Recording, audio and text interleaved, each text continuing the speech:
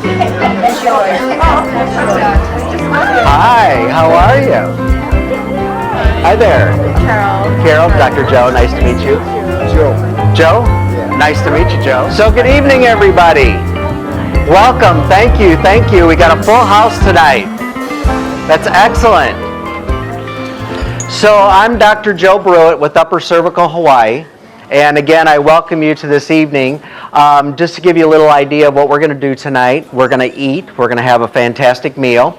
I'm going to get up and talk a little bit about upper cervical care and what it is that I do. And then I've got a couple gracious patients that have volunteered to get up and give a little scenario of their experience in my office. Enjoy.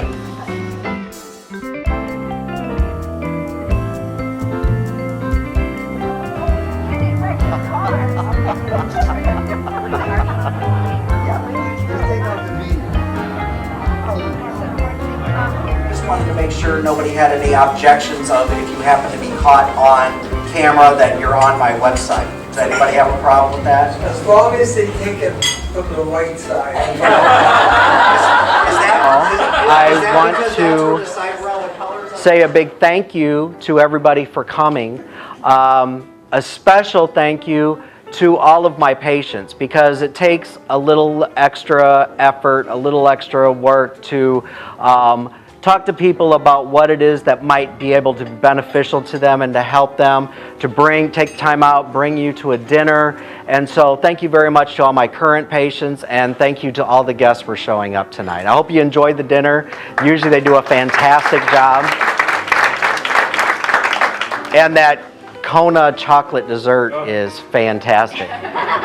So let's talk a little bit about how the body works. Now, we all know that your brain has to communicate to the body in order for the body to function. Everybody knows that. If you're decapitated, your body's not functioning. We're not chickens, you know. The brain, and it's connected to every function in the body, all the way to your toes, how your stomach functions, how your blood functions in your body, your hormones, your chemicals.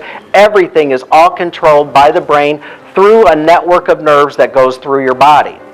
Now, if you have interference anywhere in those nerves, then something is not going to function. Does everybody remember Christopher Reeves? The original Superman in the Superman movies. He fell off a horse and had 1 millimeter of damage, not interference, but damage to his brainstem. He was on a pacemaker, a respirator. He was a paraplegic. He ended up dying because he had no immune system left because his body couldn't fight infection. That's what he died of. And so imagine just having a little pressure on that brainstem, how it can affect your whole body. So the benefit of removing the pressure off the brainstem and allowing the body to start functioning the way it's supposed to can be huge in many ways. As soon as you remove interference with the nerve, I use the analogy of stepping on a garden hose and taking your foot off the garden hose.